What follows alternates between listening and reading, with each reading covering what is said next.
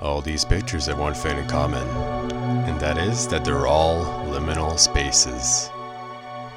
You might feel uneasy or nostalgic looking at these depending on your experiences in life.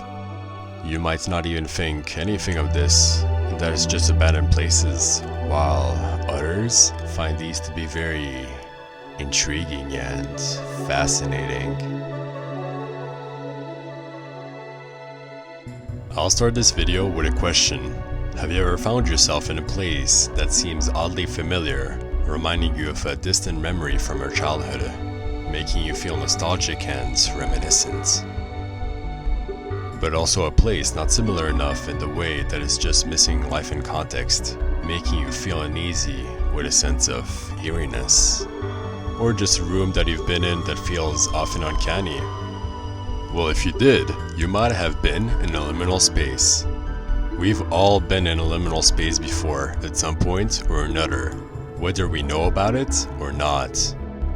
If you watch the whole video and understand it, you will know the next time you enter a liminal space. So without further ado, let's move on. If you're watching this video, it means you probably are familiar with the term. But for those who don't know what a liminal space is, here are some explanations. It's not really simple to explain it, as people view it differently, but I'll show the closest meanings to the term. The definition of liminal comes from the Latin word limen, meaning threshold. We have two definitions proposed by Google when we search up the word liminal. Liminal means occupying a position at or on both sides of a boundary or threshold, or relating to a transitional or initial stage of a process. There are different types of liminal spaces. For example, a transitional period can be a family moving into a brand new house, or a divorce. But in this video, we will talk more about the physical aspect of liminal spaces. So a clear definition which will help you understand the video is the following one. A liminal space refers to a location or aesthetic that looks transitioning between two states of being. Oftentimes these spaces appear to be abandoned and have architecture that's considered outdated compared to that of today's, as common ones include malls, schools, and playgrounds. And because of their appearance, it can cause a massive sense of unease, since many of these bear striking similarities to places they have been before, typically at a younger age. You may remember the idea of a location, but as time goes on, specific details and memories are lost, which is why many of these blur the line between fantasy and reality. So now these spaces are frozen in time, long forgotten by society and left to decay. Since these locations are found, well, in the physical world, they are found as things built by humans. And if they're built by humans, they're bound to have a context.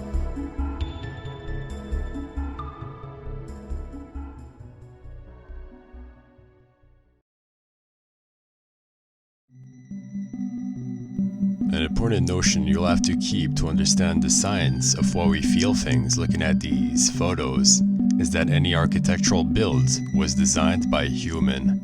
From the biggest constructions down to the smallest and most practical objects, like those pick pens, have been designed by someone. And with a space comes a context, meaning that this place can be made to become a house or a shop, for example. Our brains are hardwired for context, and if we see a place without a context, like this picture, of a house that seems to be deprived of furniture, we can find the sense of the uncanny. The word uncanny refers to an experience familiar to us that is taken out of its original context and replaced with an unsettling, eerie, or otherwise weird context.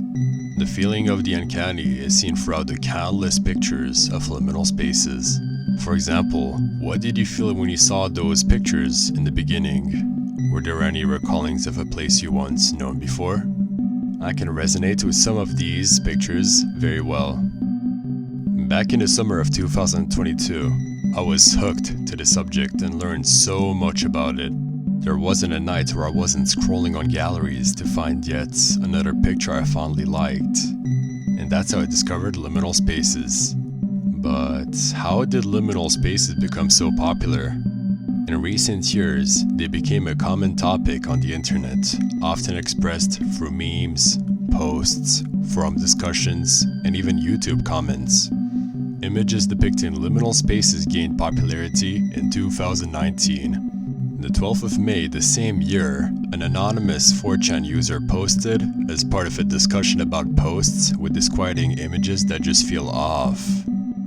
The post included a picture of a yellow decaying office space with the caption, "If you're not careful and you no-clip out of reality in the wrong areas, you'll end up in the back rooms, where it's nothing but the stink of old, moist carpet, the madness of mono yellow, the endless background noise of fluorescent lights at maximum humbus, and approximately 600 million square miles of randomly segmented empty rooms to be trapped in."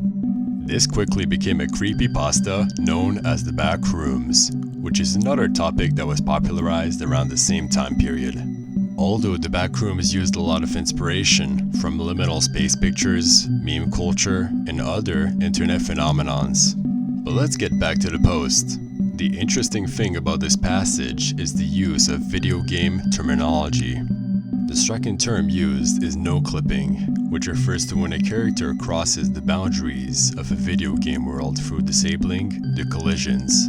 The real-world equivalent of that is crossing through walls or floors. Getting out of the boundaries of the intended path is in its essence a back rooms, a lonely and forsaken place the developer did not want the player to be in. And in real life, the space of what a back rooms can be is the extra inventory space at a retail store. Maybe it can be the secret hallways behind stores at a mall. Or you might even think of the tunnels beneath the attractions at a Disney theme park. Maybe even the catacombs that you can find under the streets of Paris.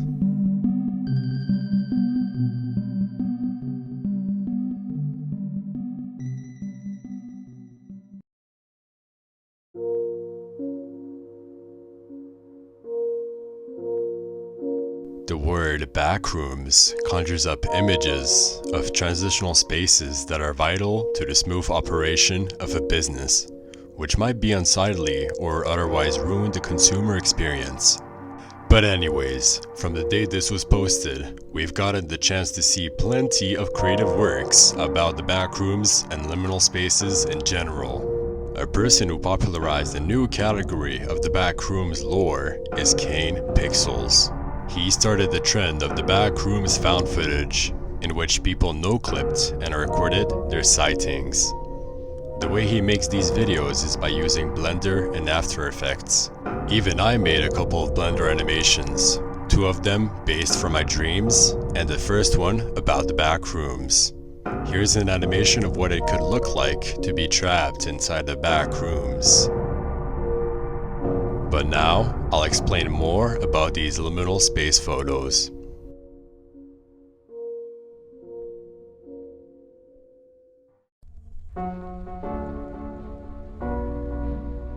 Liminal spaces are often transitory in nature, and it is common that these locations are fairly old, appearing to date back to the 80s, the 90s, and the 2000s. The hallways and thresholds of the liminal space phenomenon are characteristically devoid of activity and life, and normal furnishings are often absent, which contributes to the empty atmosphere.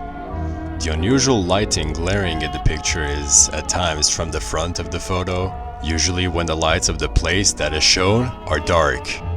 And if there's no light shed by the photographer, it is usually sickling fluorescent lights. With this unusual lighting, it accentuates the disorientation, giving it more mystery. And with the artificial lighting, it accentuates the familiarity, as we probably all seen these lights in our childhoods, as well as the high contrast from the image itself, which is followed by them being taken in low quality with heavy artifacting, indicating a photo taken in the earlier days of digital photography.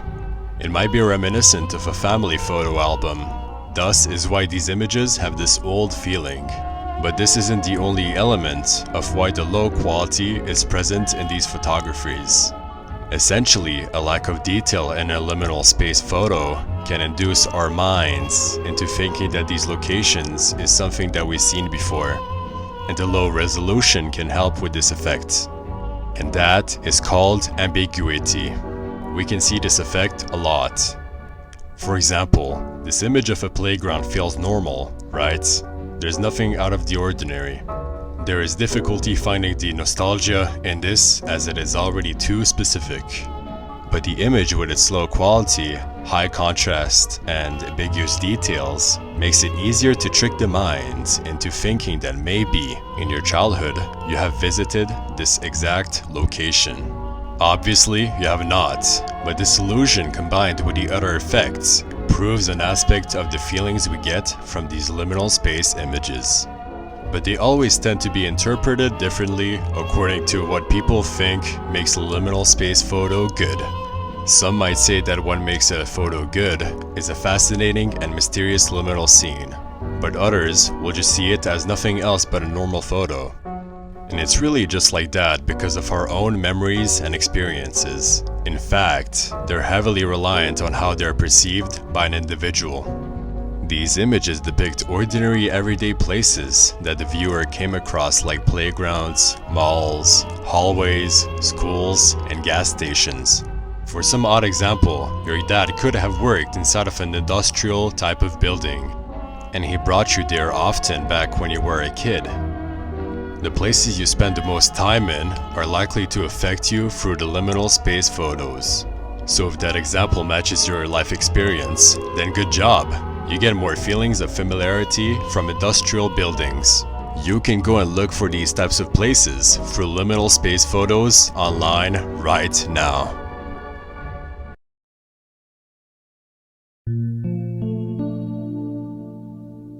Since this feeling here represents the experience a person has, that is tied to the country they grew up in. And most of these liminal space photos you saw are typical of American architecture, since most of it is copy-pasted.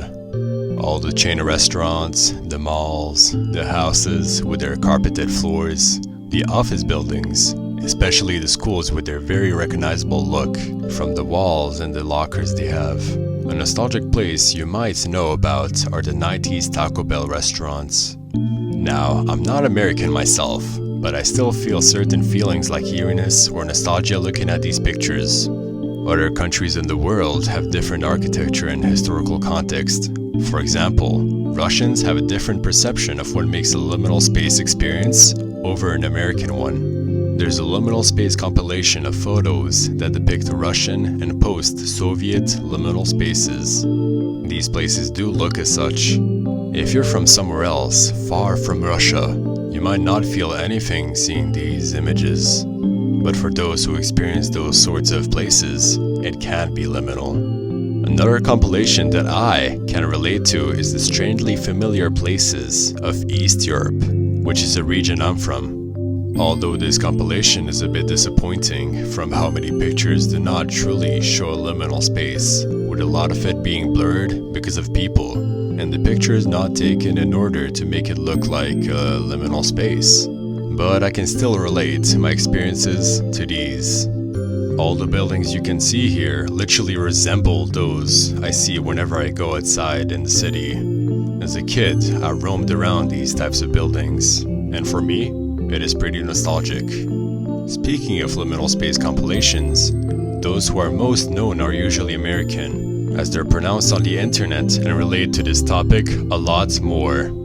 These compilations tend to have eerie or nostalgic music like this one. I personally find the creepy ones lovely, but I recommend you to check out some liminal space compilations yourself and really try to feel them.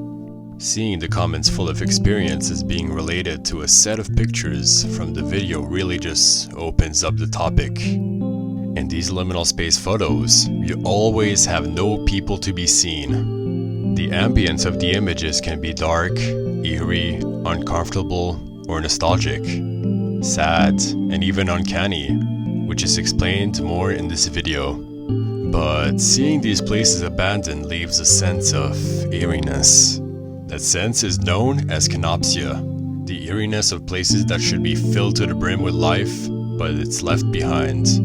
Imagine really crowded areas like an airport or a pool, devoid of people. especially in airports, as it can fit up to thousands of people. Seeing one at night sure would trigger that sense of eeriness, as it is something you don't see every day.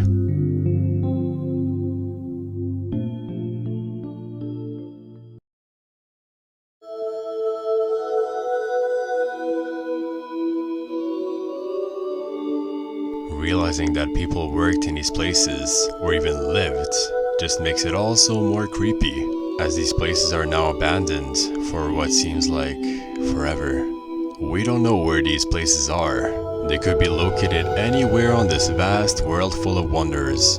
But there have been groups of people on the collective hub we call the internet, trying to find the origins of many of these locations. One such example is this image.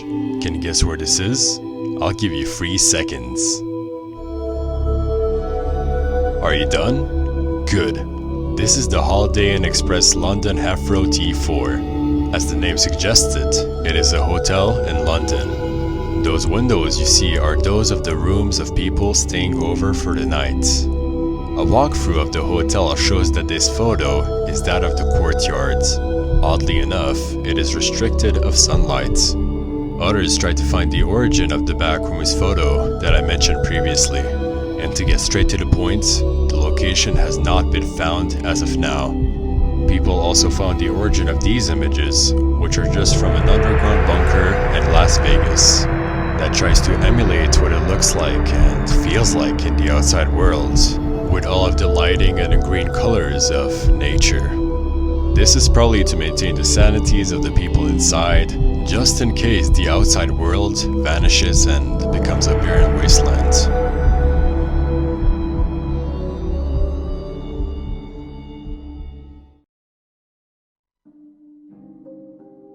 Another element should be considered, that of the power of presentation and suggestion, which probably gives these images more attention than usual. If these photos were mixed in with all the other stuff in your feed without a caption, I doubt you would give it the attention and thought you normally would. But if it's presented with no disruption and put with the intriguing title of something similar to places that feel familiar but are uncomfortable, you would more likely pay attention to it, right? That suggests that the people have been in these places before. Furthermore, if you present these images to someone who's never heard of the concept without any connotation, you will not get the reaction relating to the topic so much. But suggesting that they have an aspect of familiarity, this can get people to try to link these images with their past experiences and connect to a certain place or time they didn't think much of. But for me, I find the most interesting photos to be those who have a simple amount and intensity of eeriness, or elements missing. Closed off spaces like hallways and weird arrangement of walls with no sunlight and weirdly dim lights are enough to make me wonder about whether I've been in a place similar to that of the picture, and how this space would be incorporated in the rest of the building to try to make sense of the architecture. Could you imagine where these two ways could lead to? They're both dark and don't indicate much about the destination these halls lead to. A really funny one are hallways that have circular walls. I've always been exposed to tight buildings with cleverly built rooms in order to make the most out of the space, and seeing halls like these just bewilder me.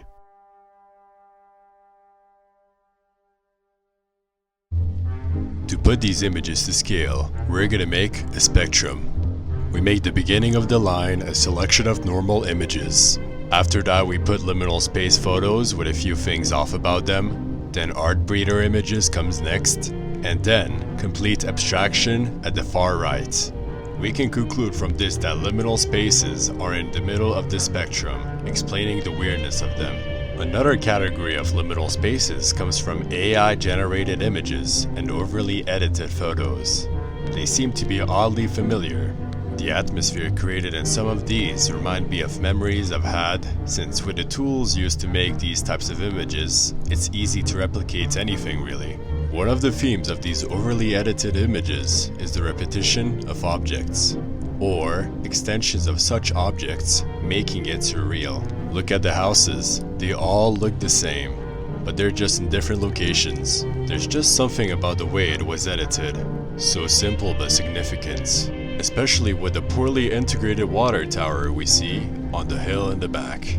This neighborhood too is a good example of repetition. I can see the resemblance between this and a lot of neighborhoods, although the roads aren't coherent with real architecture plannings. Because why is there a random stop signs placed like that? We've got a lot of these types of photos, showing them done with odd editing that induce a sense of nostalgia. But this image gets closer to weirdcore or dreamcore, which is yet two other categories which are similar. By the name we can clearly tell it is from a work of imagination. These two categories are characterized as images that contain the aesthetic based around bizarre imagery and objects. It heavily relies on nostalgic souvenirs or eerie aspects. While researching this category, I found the term of anemoia being used quite often. And anemoia is the feeling of nostalgia for a time or a place never lived by an individual. It is certainly the case for these weird edited liminal space photos, as it is mostly not based on a specific place most people can relate to. This image shows a weird dark brown or orange sky with light physics closer to that of video games than real life. But the phenomenon of anemoia doesn't just come from those pictures. We also have paintings containing a sense of liminality. These collections of paintings have been painted by Ferdinanda Florence, a woman from Washington, D.C. who is interested in the concept of liminal spaces. These paintings have a light feeling on our eyes, meaning it's okay to look at them. The lines are not strong and the colors used are peaceful and bland. And the places we see are that of random segments of our days we capture. For example, you could be going to a place you need to fix an item of yours, and you notice the address leads to this place that seems to be surrounded of roads and short buildings, with a garage as we can see the roller door, and this fence that looks like it leads to a parking with vehicles that need more surveillance than regular cars. Another painter that draws clearer goes by the name of John Register. He lived from 1939 to 1996, living as an American from New York. His style is similar to that of liminal spaces, although objects are often included, usually they are chairs. In this instance, we can guess that this chair is used in a waiting room, which is not a place you would stay too long for. The paintings preserve that sense of liminality, and his style is influenced by Edward Hopper, who made this painting you have likely seen. Of course, there's also other ways liminal spaces are presented. An interesting video I found while doing my research is about strangely familiar places in movies. It talks about the uncanny and the liminality of scenes captured in movies such as Twin Peaks, The Truman Show, The Shining, and even SpongeBob. But it also covers emotional liminal spaces that I have not talked much about. You can check out the link down in the description, as well as other things that I mentioned in the video. And another overlooked category of liminal spaces are from video games. Video games have the most potential for liminal spaces to occur and to be created, as they can be changed to anything our minds desire, by exaggerating the image for instance. And a lot of kids from the 90s all the way till now feel a sense of nostalgia for video games they played at a younger age. Such an example is Minecraft. This game is undeniably a game that is nostalgic for countless people. The ability to let you build anything and customize it in any way helps you with creating liminal spaces. The basic light and lack of physics replicates the aesthetic of a lot of these liminal spaces. It's easy to get an emotional impulse from them.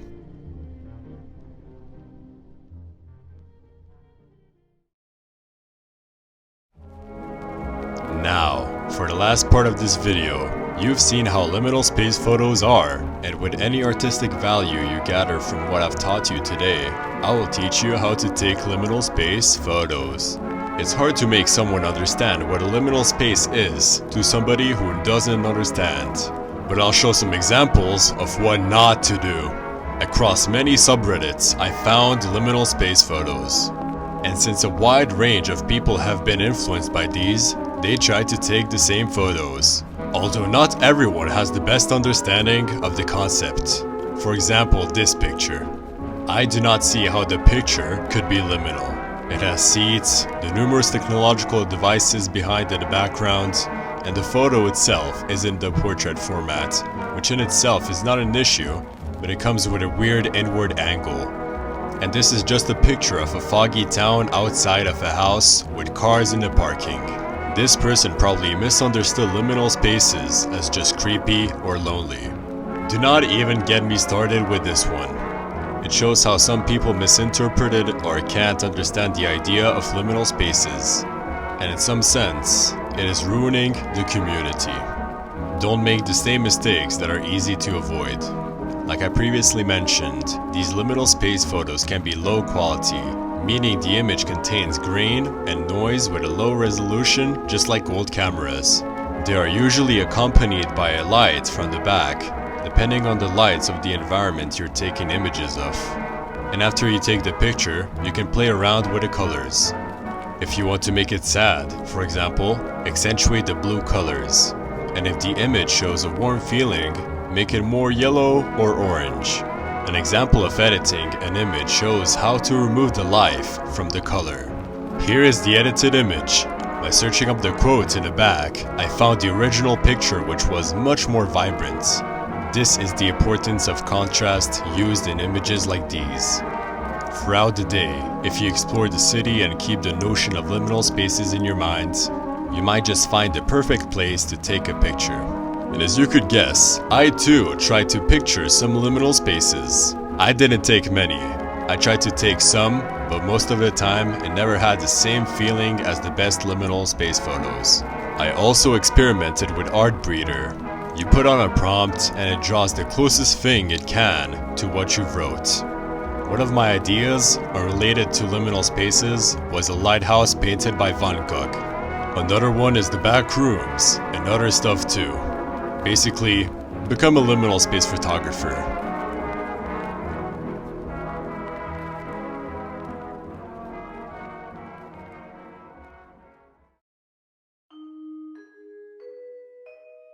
I find it amazing that with the internet, we can talk about so many things.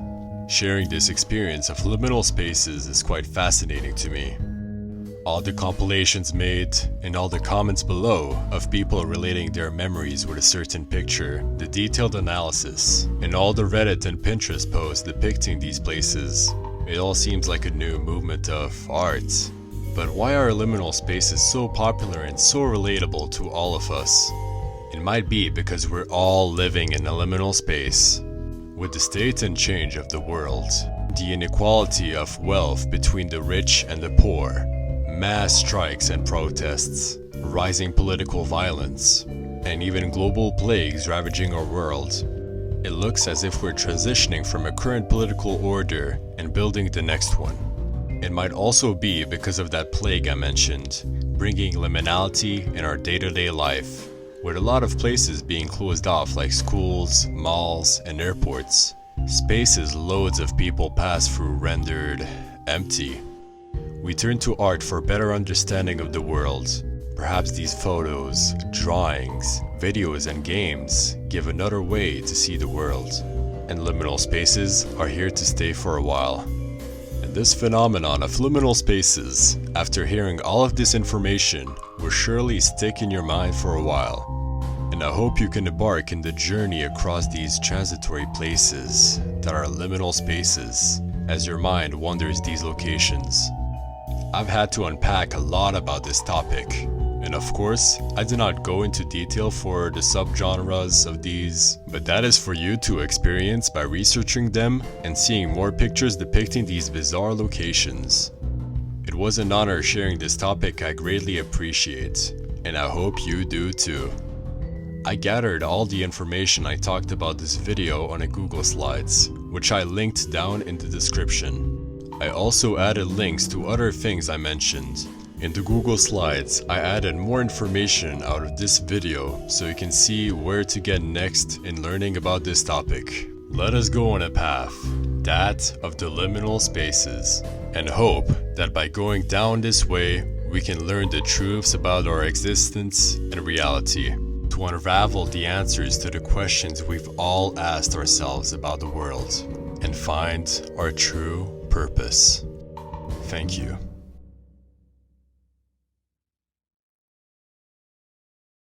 And on that note, thank you for watching the video. This is by far the longest video I made on my channel, and I put a lot of work into it. I would kindly appreciate it if you helped me out by subscribing and sharing this video with a friend who might like the topic. Tell me what long form videos I should do next, and I'll catch you on the next one. Goodbye.